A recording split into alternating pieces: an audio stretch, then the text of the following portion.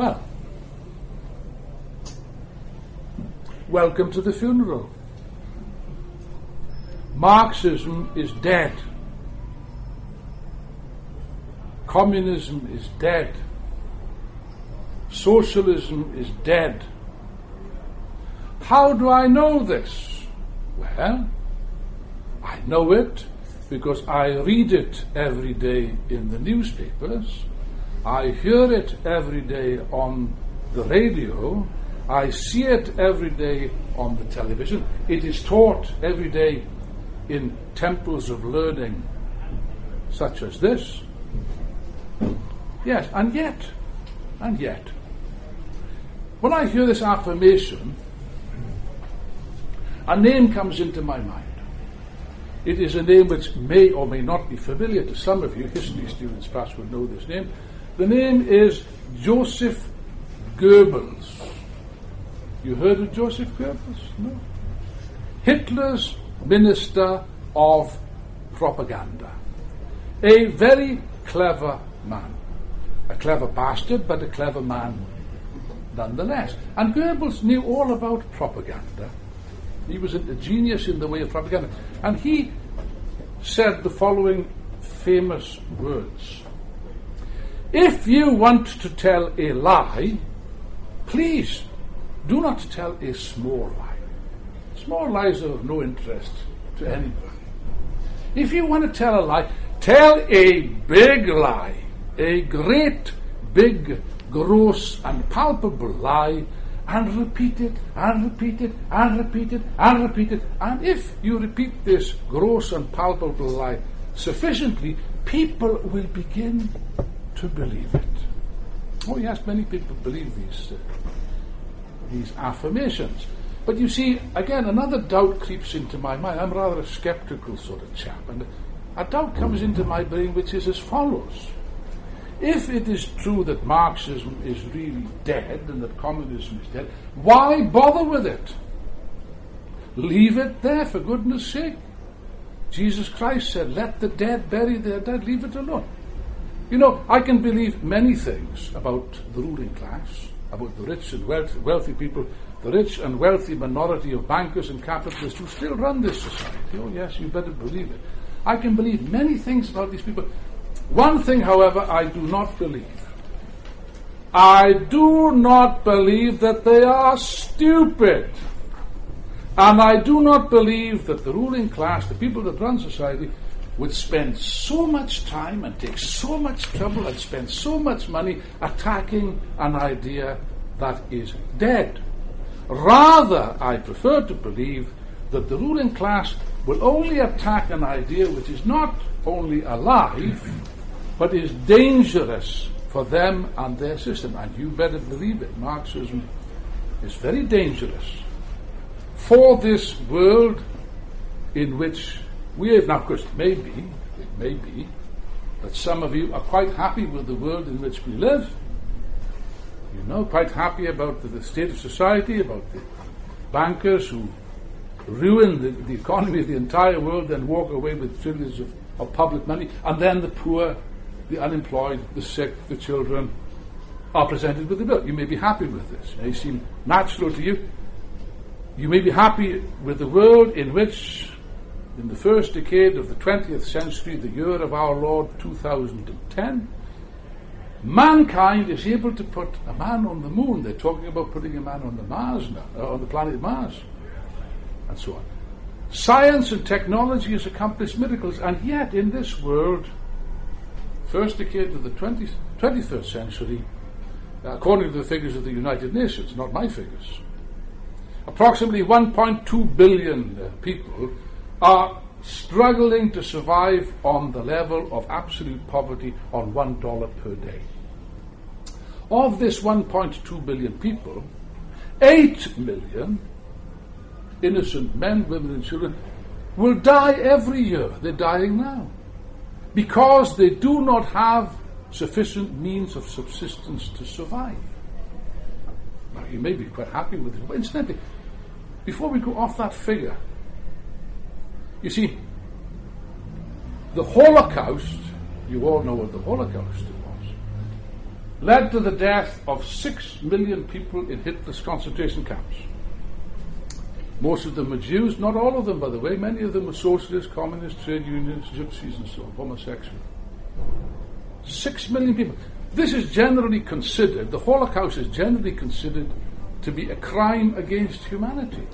And yet, in the year of our Lord 2010, 8 million men, women, and children are sacrificed every single year to capitalism because it's a crime of capitalism, and nobody opens their mouth. Nobody is made aware of this silent Holocaust. Okay, as I say, you may be quite happy with this, in which case I have nothing further to say to you. You may leave. If, however, like myself, you are not satisfied with this world, that you consider what the type of things which I just described to be colossal and ghastly injustices against the human race, and you wish to do something about it, then you have a responsibility. You have a serious responsibility. The first responsibility you have is to think. Not many people think, particularly not in universities, I think. You know.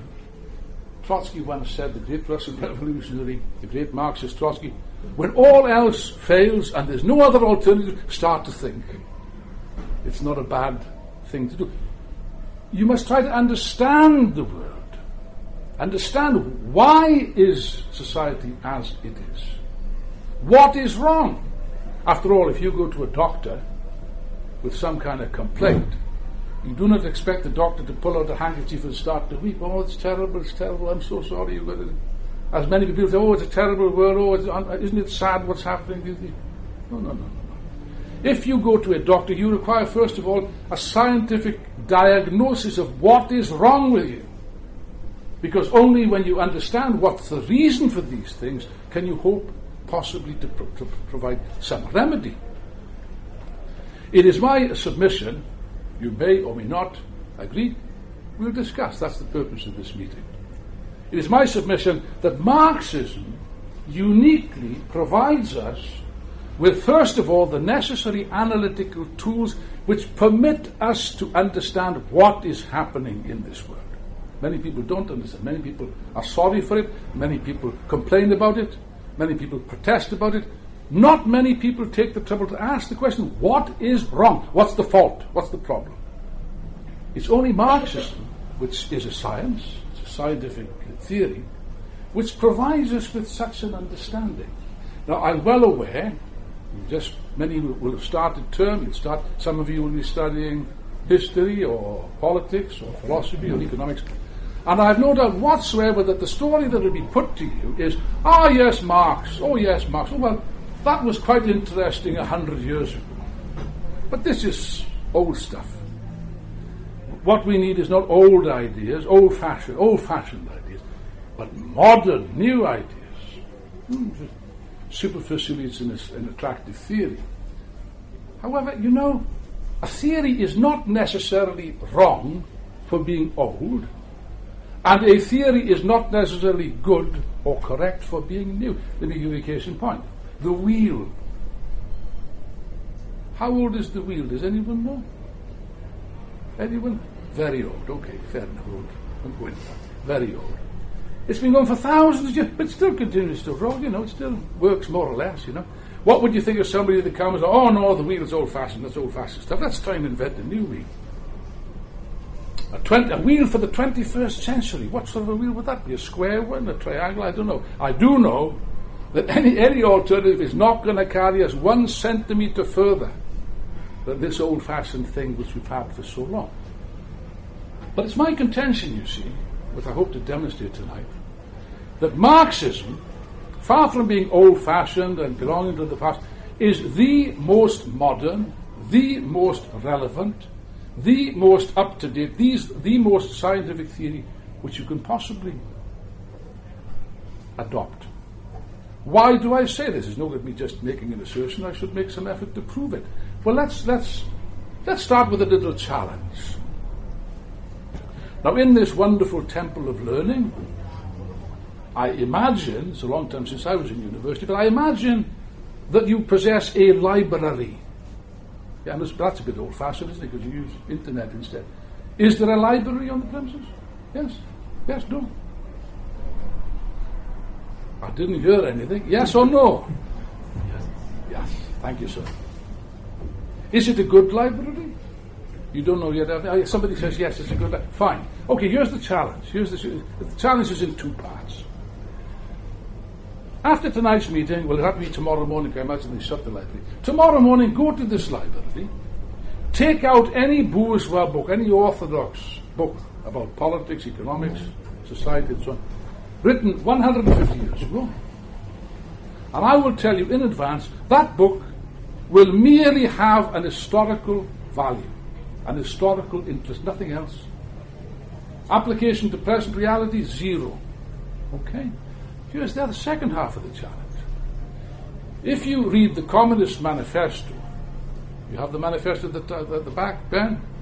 Good man, otherwise you're going to be shot. That is, hold it up for everyone to see. There we are. It's on offer this week, so it's quite cheap. Even a student can buy that. The manifesto of the Communist Party, written by two youngsters. They were young men, not much older than you. Over 150 years ago, 1848. If you've read it already, read it again. I've read it hundreds of times, and I learn something new every time I open that book. If you haven't read it, you're in for a surprise. You'll have a surprise. Because here is a book written 150 years, incidentally, this is one of the great books in the whole of human history. One of the few books that has transformed human history. So even if you're not a Marxist, even if you have no intention of being a Marxist, you should at least make the effort to study this book, because it has changed the face of the world. It has changed human history. But let's take the Communist Manifesto, written 150 years ago. Here's a book written 150 years ago, which precisely describes the world now, not the world of 150 years, not in the slightest degree. It describes our world, this world. It doesn't just describe the world as it is now, it explains it in a brilliant scientific fashion. By the way, don't be afraid of this, it's a very simple book to read. Marx and Engels wrote for workers fundamentally. Most of the books are quite easy to read. Capital is a little bit more difficult. The Manifesto is a very simple book. Now, why do I say this? Well, look, let's take a couple of examples. I have no doubt that you've all heard of something called globalization, yes? Yes, no, yes. Yeah. You could hardly not have heard of it. All know what globalization is. And globalization is a buzzword which for the last 20 years is presented by a wonderful new idea, an entirely new concept, never been heard of before. Not true. Not so. Globalization was explained by Marx and Engels in the pages of the Communist Manifesto. You can read it for yourself, where they explain that capitalism is formed, first of all, as a national market. That, by the way, was a big step forward in its day, because prior to that they were little feudal elements without any connection. It formed as a national market, whether in England, in France, in Germany, and so on. But Marx predicted capitalism will develop the productive forces to such an extent that the national market will be too small, cannot contain the colossal productive power of society, and therefore, in place of the national market, capitalism will produce a world market. Now, when Marx wrote those lines, there was absolutely no empirical evidence for this whatsoever, because there was only one capitalist country in existence, and that was England. France was at its early beginnings. Germany was still in the future. There was no question of a capitalist world market when you wrote those things. And yet, if you take the world of the 21st century, the most important fact of this epoch in which we live is precisely the crushing domination of the world market. Globalization, from which no economy, no national economy can now escape. This was explained and predicted in